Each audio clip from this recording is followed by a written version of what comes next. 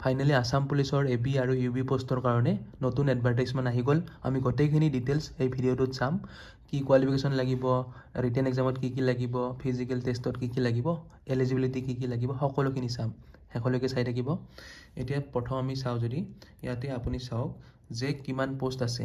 Fielding up of 105 to 1052 post আছে আপোনাৰ constable ইউবিৰ কাৰণে। অ'কে, তাৰপিছত 663 পোষ্ট আছে আপোনাৰ কনষ্টেবল এবিৰ কাৰণে। টোটেল পোষ্ট আমি যদি চাওঁ 1715টা পোষ্ট গোটেইখিনি মিলি।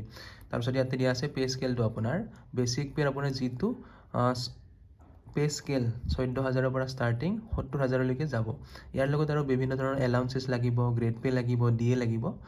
এপ্লিকেশ্যন কেতিয়াৰ পৰা ষ্টাৰ্ট হ'ব? আপুনি অনলাইন ফৰ্ম ফিল আপ কৰিব লাগিব 16 ডিচেম্বৰ 2025ৰ পৰা আপুনি 16 জানুৱাৰী 2026লৈকে। ঠিক আছে, আপোনাৰ হাতত একমাহ সময় থাকিব। সেইবিলাক ভিডিঅ' মই বনাই যাম সদায়। ঠিক আছে, কেনেকৈ এপ্লিকেশ্যন আমি ভৰিব লাগে। তাৰপিছত ইয়াতে দিয়া আছে যে there will be no' application fees. এপ্লিকেশ্যনত ফৰ্ম ফিল আপ কৰোঁতে অনলাইনত আপুনি 1 টকাও দিব নালাগে, ফ্ৰী। তাৰপিছত আপুনি চাব পাৰে ইয়াতে ৰিজাৰ্ভেশ্যন দিয়া আছে MOBC, OBC, tea tribe, tea garden tribes, SC, ST, PST hill, এইবিলাক আমি বিষয়ে পিছত চাম। এতিয়া মেইন আমি কি এলিজিবিলিটি লাগিব, কি লাগিব সেইখিনি চাই ল'ম। ঠিক আছে, ইয়াতে যদি আমি চাওঁ এলিজিবিলিটি ক্ৰাইটেৰিয়া। ঠিক আছে, যিজনে এপ্লাই কৰিব তেওঁ ভাৰতৰ বাসিন্দা হ'ব লাগিব আৰু পাৰ্মানেণ্ট অসমৰ বাসিন্দা হ'ব লাগিব। ঠিক আছে, তাৰ কাৰণে আপুনি প্ৰমাণ পত্ৰ দিব লাগিব। এপ্লিকেশ্যন ফৰ্ম ফিল আপৰ সময়ত দিব নালাগে, আপোনাৰ যেতিয়া ফাইনেল চিলেক্ট লিষ্ট আহিব তেতিয়া আপুনি দিলেই হ'ব। কি দিব লাগিব সেই বিষয়ে আমি আলোচনা কৰিম। তাৰপিছত ইয়াতে দিয়া আছে যে আপুনি এমপ্লয়মেণ্ট এক্সচেঞ্জত ৰেজিষ্ট্ৰেশ্যন কৰিব লাগিব। তাৰপিছত আপোনাৰ ইয়াতে কোৱা হৈছে যে আপুনি অসমীয়া নহ'লে অসমৰ যিকোনো লোকেল লেংগুৱেজ ভালকৈ ক'ব পাৰিব লাগিব।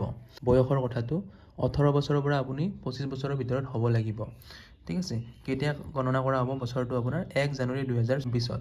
1 জানুৱাৰী 2026ত আপোনাৰ 25 বছৰতকৈ বেছি হ'ব নোৱাৰিব, 18 বছৰতকৈ কম হ'ব নোৱাৰিব। আপোনাৰ ইয়াতে ডেট অফ বাৰ্থটো দিয়া আছে কেতিয়াৰ পৰা কেতিয়াৰ ভিতৰত হ'ব লাগিব। 1 জানুৱাৰী 2001 আৰু 1 জানুৱাৰী 2008ৰ ভিতৰত আপোনাৰ জন্ম হ'ব লাগিব। ঠিক আছে, তাৰপিছত এজ ৰিলেক্সেশ্যনো আছে ইয়াতে, যিখিনি আমি বছৰ ক'লোঁ 18 পৰা 25 বছৰ। Age relaxation ST, ST, PST হিলৰ কাৰণে 5 বছৰ বেছিকৈ, মানে 30 বছৰ বয়সলৈকে দিব পাৰিব এক্সামটো। OBC, MOBC 3 বছৰ, এনেকৈ সকলোখিনি আমি চাম পিছত। এতিয়া মেইন আমি যদি চাওঁ ফিজিকেল ষ্টেণ্ডাৰ্ড টেষ্টত আপোনাৰ, তাৰপিছত এডুকেশ্যনেল কোৱালিফিকেশ্যন, তাৰপিছত আমাৰ কি এক্সাম হ'ব সকলোখিনি চাম। এতিয়া প্ৰথম আমি এডুকেশ্যনেল কোৱালিফিকেশ্যন। এতিয়া 2টা পোষ্ট আছিল কনষ্টেবল ইউবি আৰু কনষ্টেবল এবি। কনষ্টেবল ইউবিৰ কাৰণে হাই ছেকেণ্ডাৰী পাছ বা ক্লাছ 12 আপুনি পাছ হ'ব লাগিব, হাই ছেকেণ্ডাৰী পাছ হ'ব লাগিব, 10+2 পাছ হ'ব লাগিব। আৰু কনষ্টেবল এবিৰ কাৰণে মেট্ৰিক পাছ বা ক্লাছ 10 পাছ হ'ব লাগিব। ঠিক আছে, এতিয়া আমি যদি চাওঁ নেক্সট ফিজিকেল ষ্টেণ্ডাৰ্ড আমাৰ কি লাগিব, এইখিনি বেছিকখিনি। আপোনাৰ জেনেৰেল OBC, MOBC, STৰ কাৰণে আপোনাৰ ওখটো কিমান হ'ব লাগিব, ইয়াতে হাইট দিয়া আছে, ওখটো 162.5 চেণ্টিমিটাৰ হ'ব লাগিব। ঠিক আছে, আৰু ফিমেলৰ কাৰণে 154 চেণ্টিমিটাৰ হ'ব লাগিব।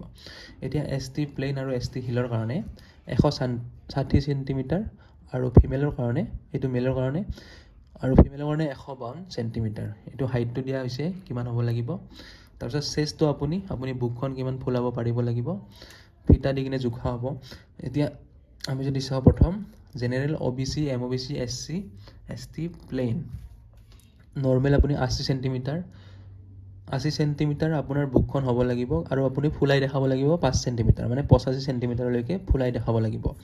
ঠিক আছে, মানে 80 হ'ব লাগিব আৰু 5 চেণ্টিমিটাৰ আপুনি উশাহটো ভিতৰত লৈ কিনে ফুলাই দেখাব লাগিব।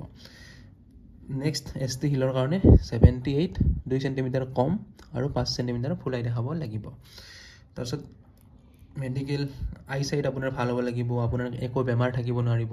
ঠিক আছে, যেনেকৈ diabetes, heart disease, hernia, piles, এইবিলাক বেমাৰ থাকিব নোৱাৰিব। তাৰপিছত আপোনাৰ আইচাইট ভাল হ'ব লাগিব। আমি এপ্লাই কেনেকৈ কৰিম, ঠিক আছে, এই সকলোখিনি আমি পিছত চাম। আৰু ইয়াতে এতিয়া প্ৰচেছটো কেনেকুৱা হ'ব আমাৰ এক্সামৰ, সেইখিনি আমি চাই লওঁ। ঠিক আছে, এতিয়া যদি আমি চাওঁ ফেচেছ অফ ৰিক্ৰুটমেণ্ট টেষ্ট কি হ'ব, ফিজিকেল এফিচিয়েঞ্চি টেষ্ট হ'ব, PET, আৰু মেডিকেল এক্সামিনেশ্যন হ'ব।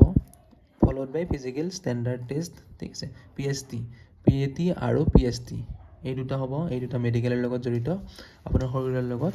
তাৰপিছত ৰিটেন টেষ্ট হ'ব আপোনাৰ, তাৰপিছত লাষ্টত কি হ'ব, ভাইভা হ'ব। এই তিনিটা আপোনাৰ প্ৰচেছ পাৰ কৰিব লাগিব। এতিয়া আমাৰ নেক্সট যদি চাওঁ, আমাৰ ক'ত কিমান নম্বৰ থাকিব এইখিনিও দিয়া আছে আপোনাৰ। ৰেচত ৰানিঙত আপোনাৰ 20 মাৰ্ক থাকিব, ইয়াতে সকলোখিনি দিয়া আছে, আমি পিছত চাম কিমানত দৌৰিব পাৰিলে আপুনি 20 নম্বৰ পাব। ইয়াতে দিয়া আছে 10 মিনিটত আপুনি যদি দৌৰিব পাৰে কিমান মিটাৰ, 3200 মিটাৰ, 3200 মিটাৰ দৌৰিব পাৰিব লাগিব। আপুনি 10 মিনিটত পাৰিলে 20 নম্বৰ পাব, 10 মিনিটৰ ভিতৰত যদি পাৰে, সেনেকৈ সেইখিনি আমি পিছত চাম, ঠিক আছে।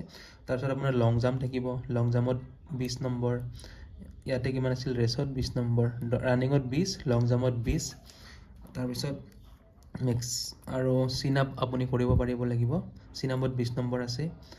তাৰপিছত আৰু ফিমেলৰ কাৰণে ৰেচত 20 নম্বৰ, লং জাম্পত 20 নম্বৰ, ইয়াতে ফিমেলৰ কাৰণে বেলেগকৈ দিয়া আছে, কিমান সময়ত দৌৰিব পাৰিলে কিমান নম্বৰ পাব, সেইখিনি আমি পিছত ভালকৈ চাম। এতিয়া জাষ্ট আপোনাক চামাৰিটো দি দিছোঁ। তাৰপিছত আপোনাৰ হ'ব ৰিটেন টেষ্ট, ঠিক আছে। ৰিটেন টেষ্টত আপুনি যেতিয়া কমপ্লিট কৰিব এই ফিজিকেল টেষ্টখিনি, তেতিয়াহে আপোনাক ৰিটেন টেষ্টৰ কাৰণে মাতা হ'ব। আৰু ৰিটেন টেষ্টত যদি আমি ভালকৈ চাওঁ, ইয়াতে আপোনাৰ 100টা মাল্টিপুল চইচ কুৱেশ্যন থাকিব, 100টা কুৱেশ্যন থাকিব, আৰু এটা কুৱেশ্যনত আধা নম্বৰকৈ, মানে টোটেল 50 নম্বৰ আপোনাৰ ৰিটেন এক্সাম হ'ব, ঠিক আছে। মোৰ চেনেলত আপুনি ৰিটেন টেষ্টৰ ৰিটেন এক্সামৰ কাৰণে সকলোখিনি ভিডিঅ' পাই থাকিব, সকলোখিনি ক্লাছ পাই থাকিব। ছাবস্ক্ৰাইব কৰি ল'ব চেনেলটো, ঠিক আছে। মই এইখিনিত বেছি গুৰুত্ব দিম আপোনাৰ, আপুনি ফিজিকেলখিনিতো নিজে কৰি ল'ব, নিজে কৰিব লাগিব, কিন্তু ৰিটেনত মই আপোনাক সহায় কৰিবৰ কাৰণে সদায় আছোঁ, ঠিক আছে। এই যিবিলাক এলিমেণ্টাৰী, ইয়াতে আপোনাৰ চিলেবাছটো দিয়া আছে, এক্সামত কি সুধিব, কি টপিকৰ পৰা কুৱেশ্যন সুধিব। এলিমেণ্টাৰী আৰিথমেটিক মানে জেনেৰেল মেথছখিনি লাগিব আপোনাক, কি লাগে মই আপোনাক ধুনীয়াকৈ ক্লাছ দি যাম। জেনেৰেল ইংলিছখিনি লাগিব, ইংলিছৰ গ্ৰামাৰ আৰু কিবা কিবি যি লাগে মই আপোনাক ডিটেইলছত ধুনীয়াকৈ ভিডিঅ' বনাই দিম। ৰিজনিং লাগিব, মেণ্টেল এবিলিটি লাগিব, ঠিক আছে। অসমৰ হিষ্ট্ৰী, জিঅ'গ্ৰাফী, পলিটি আৰু ইকনমি, অসমৰ মাত্ৰ এইকেইটা টপিক লাগিব। আৰু জেনেৰেল এৱাৰনেছ বা জেনেৰেল নলেজ আৰু কাৰেণ্ট এফেয়াৰ লাগিব, বৰ্তমানত কি ঘটি আছে। এইখিনিৰ কাৰণে মই সদায় আপোনাৰ লগত আছোঁ, ঠিক আছে। মোৰ চেনেলটোৰ লগত জড়িত হৈ থাকিব। বাকী আৰু কি আমি ইম্পৰ্টেণ্ট কথা ইয়াতে জানিব লগা আছে চাই লওঁ। কুৱেশ্যন পেপাৰখন আপোনাৰ কি ভাষা থাকিব, ইয়াতে দিছে। অসমীয়াটো থাকিব, বড়োটো থাকিব, বেংগলীটো থাকিব, ইংলিছতো থাকিব, 4টা ভাষাত আপোনাৰ কুৱেশ্যনখিনি থাকিব, ঠিক আছে। এতিয়া অৰেলত আপোনাৰ এইখিনি অৰেলৰ বিষয়ে দিয়া আছে। অৰেলত থাকিব আপোনাৰ 5 নম্বৰ মেক্সিমাম, ঠিক আছে। আৰু এটা কথা, ঠিক আছে, 45ৰ পৰা 59.99 নম্বৰ যদি আপুনি পাইছে হাই ছেকেণ্ডেৰী, তেতিয়া আপুনি 2 মাৰ্ক পাব। 60ৰ পৰা 75ৰ ভিতৰত যদি পাইছে 3 নম্বৰ পাব। 75 আৰু তাৰ ওপৰত যদি পাইছে আপুনি 5 নম্বৰ এক্সট্ৰা পাব, ঠিক আছে। এইটো UBৰ কাৰণে দিয়া আছে।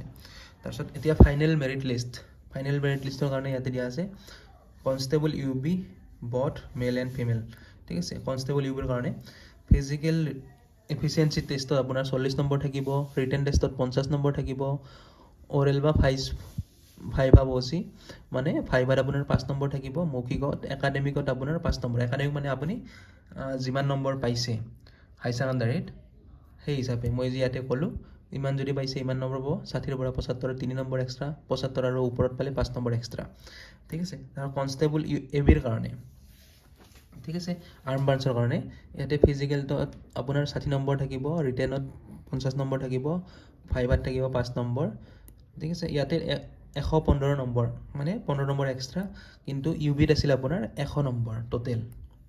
তেতিয়া আমি যদি চাওঁ ফিমেলৰ কাৰণে constable AB female physical efficiency test 40 number, written test 50 number আৰু 5 নম্বৰ ভাইভা, টোটেল 95 মাৰ্ক।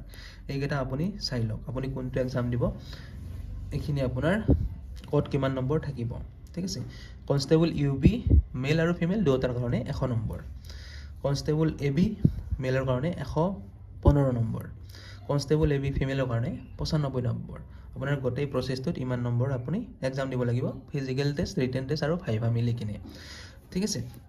তাৰপিছত আপোনাৰ ইয়াতে কনষ্টেবল UBত মেল আৰু ফিমেলৰ কাৰণে এটা এক্সট্ৰা নম্বৰ দিয়া আছে, যিটো আপোনাৰ একাডেমিক নম্বৰ 10+2 বা হাই ছেকেণ্ডাৰীত আপুনি কিমান নম্বৰ পাইছে সেই হিচাপে আপোনাক এক্সট্ৰা নম্বৰ দিয়া হ'ব, ঠিক আছে। বাকী আমি সকলোখিনি আলোচনা কৰিম লাহে লাহে। সেইটো ভিডিঅ'ৰ কাৰণে এইখিনি, থেংক ইউ।